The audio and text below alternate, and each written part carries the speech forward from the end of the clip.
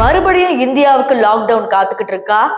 மறுபடியும் இந்தியால நோய் தாக்க போதா அப்படிங்கிற கேள்விகளுக்கு இந்த வீடியோ உங்களுக்கு முழுமையா பதில் சொல்லும். வாங்க வீடியோக்குள்ள போகலாம். நான் உங்கள் சிவரஜினி, சிக்கப்படாடாவில இருந்து. இப்போ நான் ஸ்டார்டிங்ல சொன்ன மாதிரி லாக்டவுன் அப்படிங்கிற ஒரு விஷயம் எதனால நடந்துச்சு? கொரோனா அப்படிங்கிற ஒரு பெரிய வைரஸ் உலக மக்கள் அனைவரையும் தாக்குறதுனால உலகமே இருண்டு போய் இருந்துச்சு.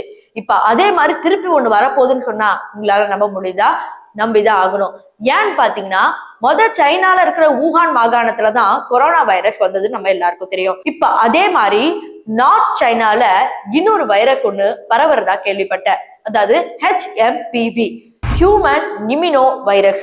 இப்போ இந்த வைரஸ் எப்படின்னு பாத்தீங்கன்னா எக்ஸாக்டா கொரோனா மாதிரிதான். நமக்கு சளி இருக்கும், இருமல் இருக்கும், தும்மல் இருக்கும், ஃபீவர் இருக்கும். ஆனா இதெல்லாம் பாத்தீங்கன்னா ஒரு ஸ்டார்டிங் ஸ்டேஜ் தான். எப்ப கிரிட்டிக்கல்னு பாத்தீங்கன்னா இந்த மூச்சு விட முடியாம திணறிட்டே இருக்கிறப்பதான் பாத்தீங்கன்னா இந்த கிரிட்டிக்கல் ஸ்டேஜ்.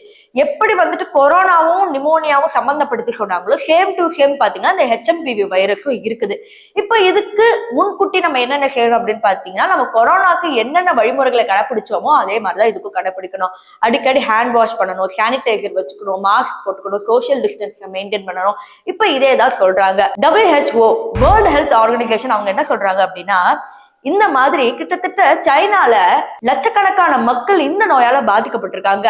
அது மட்டும் இல்லாம இப்ப ஹாஸ்பிட்டல் எல்லாமே நிரம்பி வழியுது நோயாளிகள்னால அப்படிங்கிற மாதிரி ஒரு அதிர்ச்சிகரமான தகவலை வெளியிட்டு இருக்காங்க. இப்ப இதெல்லாம் ஒரு பக்கம் பார்க்கும்போது இந்தியாவுக்கு ஏதாவது வருமா? ஏன்னா சைனாவும் இந்தியாவும் பக்கத்துல இருக்கு, ஏதாவது நடக்குமா அப்படின்னு கேட்டீங்கன்னா இப்போதைக்கு சான்ஸ் இல்லை அப்படிங்கிற மாதிரி இந்தியாவோட ஹெல்த் டிபார்ட்மெண்ட்ல இருக்கிற தலைமை நிறுவனர்கள் ஒரு சில பேர் சொல்லிக்கிட்டு இருக்காங்க. அதாவது பாத்தீங்கன்னா நாங்க இதுக்கு முன்னாடி நடந்தது வேற, ஆனா இதுக்கப்புறம் நாங்க வரவிட மாட்டோம் அப்படிங்கிற மாதிரி அவங்க ஸ்ட்ராங்கா சொல்றாங்க. இருந்தாலும் ஒரு சில விஷயங்கள்லாம் கடைப்பிடிச்சுதான் ஆகணும் அப்படிங்கிற மாதிரி இவங்களும் சொல்றாங்க.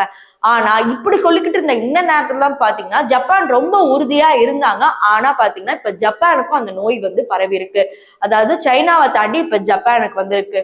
அதாவது எப்படி கொரோனா ஒவ்வொரு நாடு கடந்த நாடு தாண்டிச்சோ இப்ப அதே மாதிரி ஜப்பானுக்கும் வந்திருக்கு.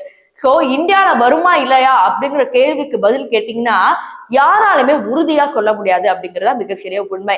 இப்போ நம்ம பண்ண வேண்டிய ஒரே விஷயம் என்னன்னா வரும் முன் காப்போம் அப்படிங்கிற இந்த ஒரு மெத்தடை தான் நம்ம பண்ணி ஆகணும்.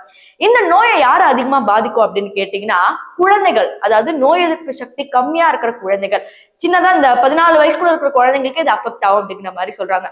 அடுத்து முதுமையான பெரியவர்கள், 50ல இருந்து ஒரு 80 வயசுக்குள்ள இருக்கிற பெரியவர்களுக்கு இது ஈஸியா அஃபெக்ட் ஆகும் அப்படிங்கிற மாதிரி சொல்றாங்க. மிச்சவங்களுக்கு நோய் எதிர்ப்பு சக்தி இருந்தாலும் நம்ம பாதுகாத்தாதான் நம்மளால முடியும் அப்படிங்கிற மாதிரி சொல்றாங்க. இப்போ நிறைய விஷயங்கள் நம்ம தமிழ்நாட்டுல என்ன சொல்றாங்கன்னா மறுபடியும் நிலவேம்பு குடிநீர், அது மட்டும் இல்லாம கபசுர குடிநீர், இந்த 2 நீர்களையும் குடிச்சே தீரணும், அப்பதான் எதிர்ப்பு சக்தி உடம்புல வளரும் அப்படிங்கிற மாதிரி ஒரு விஷயத்த தமிழ்நாடு பூரா இப்ப பரவுது. சோ இத பத்தி நீங்க நினைக்கிறீங்க? திருப்பி ஒருவேளை லாக்டவுன் வந்தா இந்தியாவுக்கு மட்டும் இல்ல உலக நாடுகளுக்கு இது பெரிய கஷ்டமா போய் முடியும். ஆனா இதுல ஒண்ணு நம்ம சீரியஸா பார்க்க வேண்டிய ஒரு விஷயம் என்னன்னா நம்ம உலகத்துல நிறைய பேர் ப்ரெடிக்ட் பண்ணி முன்னாடி எழுதி வச்சுட்டு இறந்து போயிருக்காங்க. அதுல பாபா வாங்காவா இருக்கட்டும் சரி, நாக்ஸ்டாடமஸா இருக்கட்டும் சரி. ஆனா இவங்க எழுதி வச்ச மாதிரி ஒரு விஷயம் நடந்துகிட்டு இருக்கு. நோய் உலகம் ஃபுல்லா தாக்கும். அந்த நோயால உலக மக்கள் செத்து மடிவாங்க கொஞ்சம் கொஞ்சமா.